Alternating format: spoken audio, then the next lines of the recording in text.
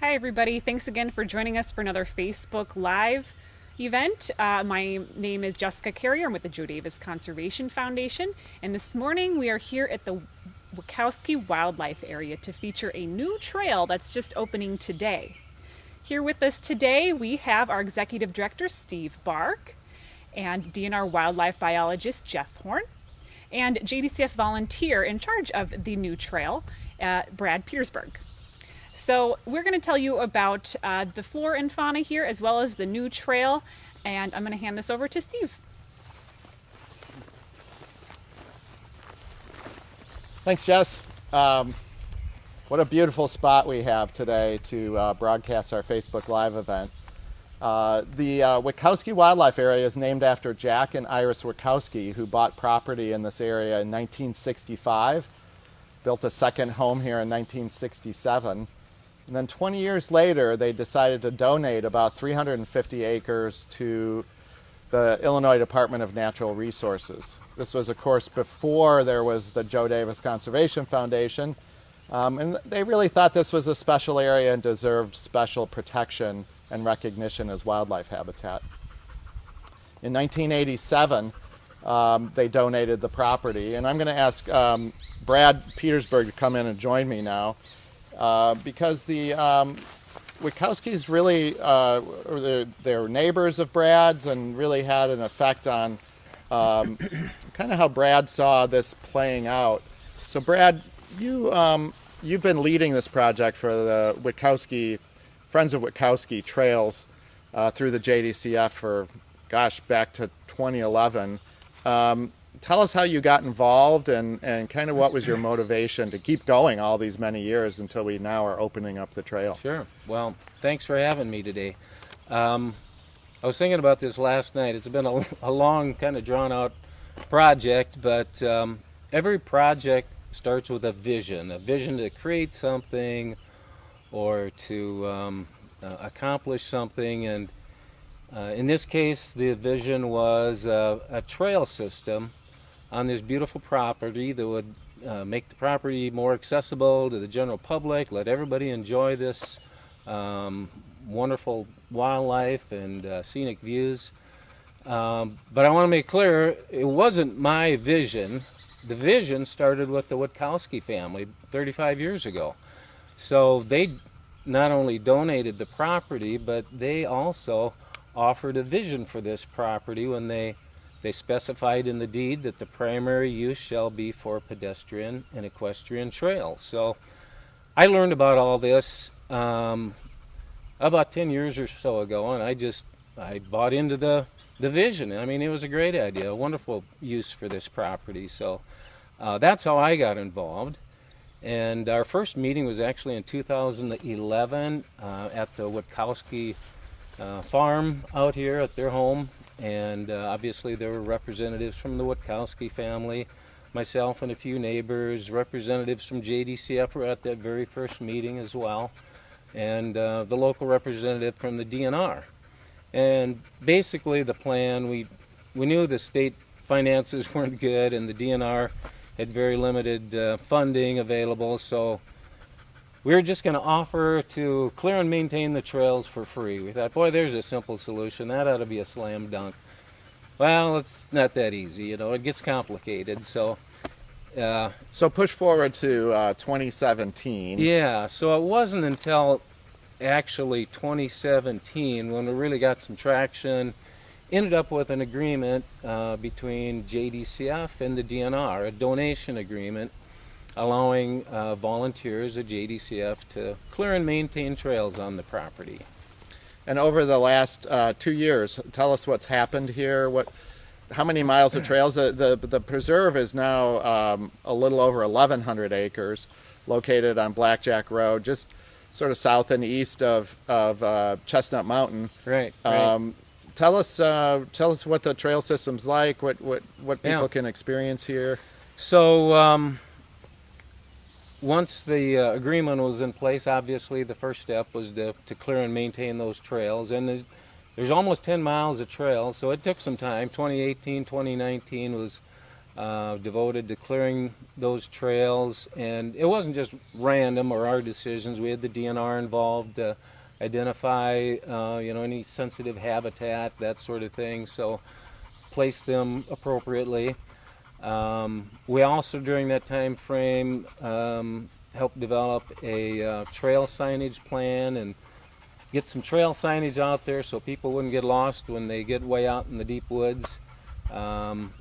JDCF also helped apply for a grant, small grant, to help refurbish the kiosks on the property. So when you get to the parking lots, you've got some trail signage and other information.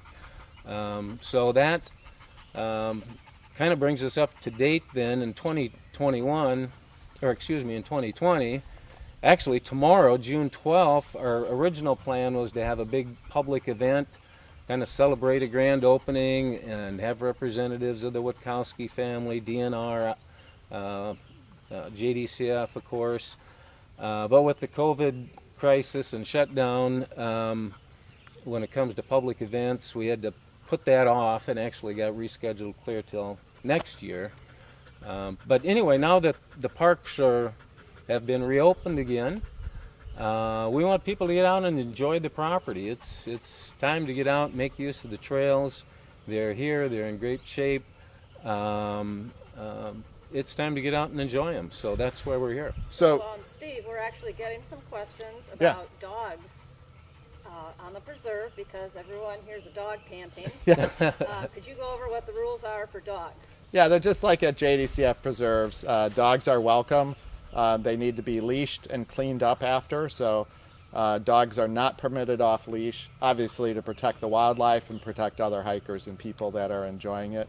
And of course, just common courtesy, we ask everybody to clean up after their pet. So, we have Daisy here today, leashed and protected, so no problem there.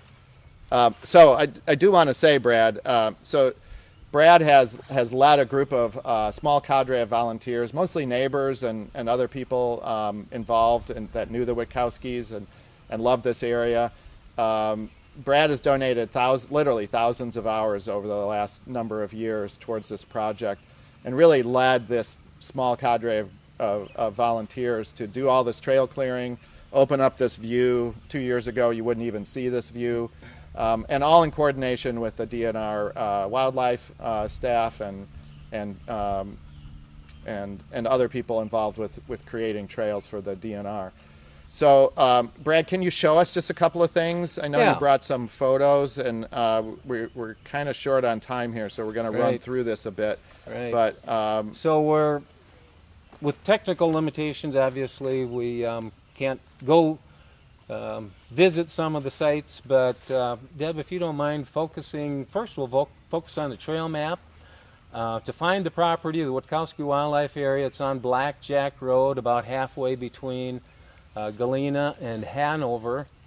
It's about 10 miles south of Galena, or about 7 miles north of Hanover on Blackjack Road. The trail system you see there is comprised of 4 main loop trails, and there's parking lots around the perimeter. You can see the P on the map there, those are the parking lots, and they connect with the trail system. We're refurbishing the kiosks at each of those parking lots to add a nice trail map like you see there, and some other information. So that's how you get there. That's kind of the quick overview of the new trail system here. Then we took a few photos just so you'd get an idea of some of the features on this property. The first one happens to be a wintertime picture of an area called Hanover Earth Station. This is the one unnatural feature on this property. Actually, it's a former AT&T satellite facility, and it's kind of an interesting feature. Hike down sometime, take a look at it. Let's flip on to the next one. But the primary views you'll see on this property are hiking trails through the woods. You'll be stepping over or jumping over a few creeks. There's some signage back at Hanover Earth Station. Let's flip to the next one. an example of some of the trail signage to help people stay on track. We've got, again, some prairies, some woodlands. The trails meander throughout. There's another example of some trail signage just to hopefully keep everybody on track. And oh, and there's a picture of the parking lot and the kiosks that we're refurbishing with some new trail maps and such. So yeah, that's what we've been working on.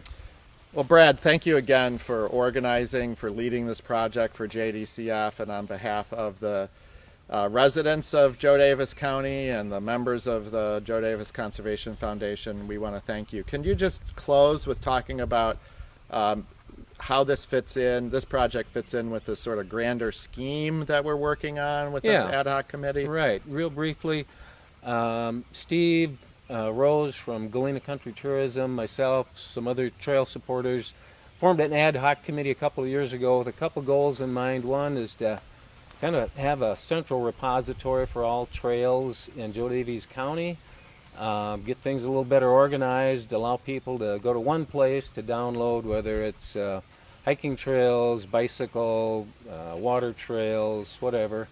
And Galena Country Tourism has offered to do that. They're working on that now, and you'll be able to download trail maps onto your cell phone.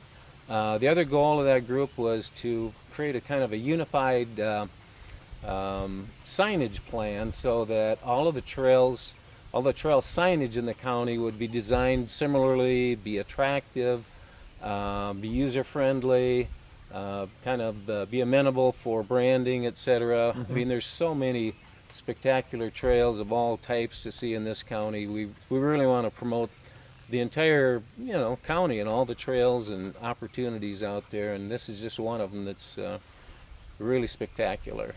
So more to come on the trails here. We're opening the trails, but there's still signage to be put up and the kiosk maps and things. That's coming in the next few weeks and months.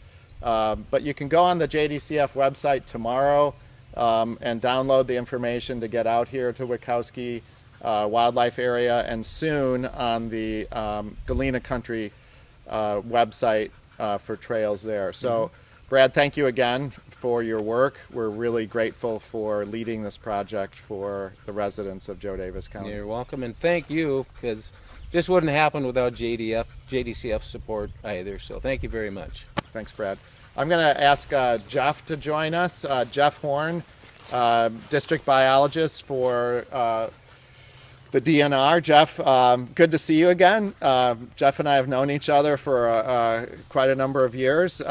When I came out to work at JDCF, you were our stewardship manager, managing all the properties for the Joe Davis Conservation Foundation, and shortly after moved on to this position with the DNR. So, Jeff, tell us first of all about the wildlife. This is a wildlife area. What are some of the more common and maybe some of the more unusual species you might see visiting here? Well, it's a nice upland forest habitat. So there's a lot of oak trees, red oak, white oak, hickory trees, and shrubs. They got some nice hazelnut shrub, and you might see some pileated woodpeckers, and there was vireos here earlier, and a lot of warblers, and common forest birds, but then some less common species too, like the pileated woodpecker or bobcat might be around too. So we were hearing neat spot. Cuckoos calling earlier here, so that's kind of cool, and seeing a lot of tiger swallowtails and other swallowtails flying around. Tell us a little bit about your management goals here for wildlife. What are you managing for? What are the species, and tell us a little bit about the habitat restoration project. Well, our main focus here would be, deer and turkey, and I'm kind of working towards a more open understory in the forest to help the turkeys have good habitat to nest and to forage for food. So if you look over here in the forest, you can see that the understory is more open, so they can see through that landscape to see those predators, and their survival's higher. There's more nesting, more foraging opportunities for them. insects are an important part of their diet, and so it's a good place for turkeys, and we're going to keep trying to manage for that. And part of that is doing some tree plantings and some fields as well. So we're slowly trying to establish more habitat. That's awesome. Tell us there's some important funding that you get for that. Tell us where you're getting the funding for these kinds of restoration projects. So a lot of the funding for those projects comes through our Pittman-Robertson dollars, and that's anytime a hunter purchases a gun, a bullet, or a bow and arrow, or arrows, there's a tax on that, and so some of that money comes to Witkowsky Wildlife Area, and that can be used to do habitat restoration, and it's provided some of the trees and prairie seed here at Witkowsky, and it's an important tool, and hunters are an important steward of the land.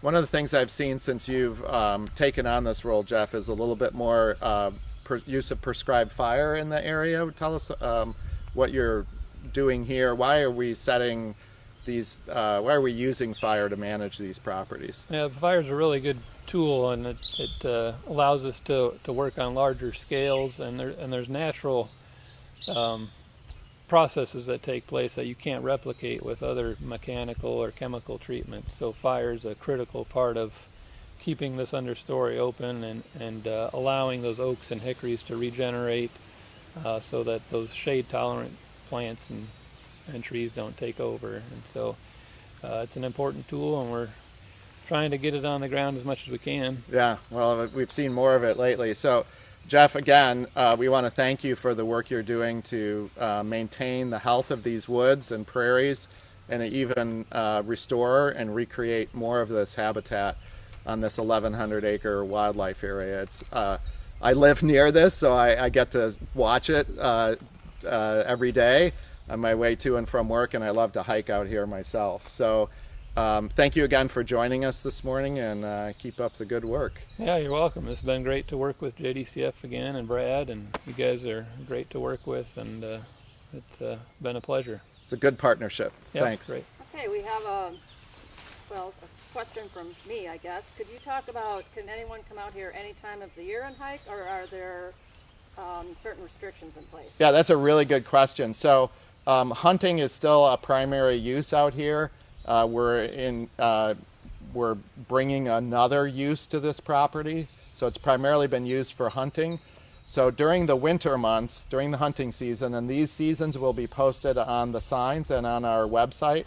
During the firearm season, in particular, there won't be hiking out here, and that will be important for safety of the hikers and important for safety for the hunters as well. So pretty much mid-May through mid to late October. I don't know the exact dates, but that's something. So over the late spring to early fall months, that would be the hiking season out here. The rest of the time, it's oftentimes closed for firearm season. Thanks. Good question, Deb. I'm going to turn it back over to Jess, and she is going to talk us about our sponsor and make a drawing. Okay, so I wanted to draw the attention to the sponsors to the trail. There's a lot of organizations and together to make this trail happen, and I just want to make sure that we thank all of these sponsors. This is an asset to our community, and we really appreciate this partnership. And today's Facebook Live event is sponsored by Fig Leaf, and Fig Leaf has generously donated a gift basket. In this gift basket there are some natural lotion bars, a couple decorative items, and it looks like some poppy and cilantro plants as well. So thank you, Fig Leaf, for sponsoring this Facebook Live event. So this time the name that I draw here out of the bag, these are names that watched last week's Facebook Live event, and this week you will receive this basket. So our winner this week is Eddie Dwinnels. Hope I said your name right, Eddie. So Eddie Dwinnels. Eddie, if you're watching right now, we will get a hold of you on Facebook to figure out how we can get this gift to you. So thank you everybody for watching another Facebook Live event. Next week, tune in.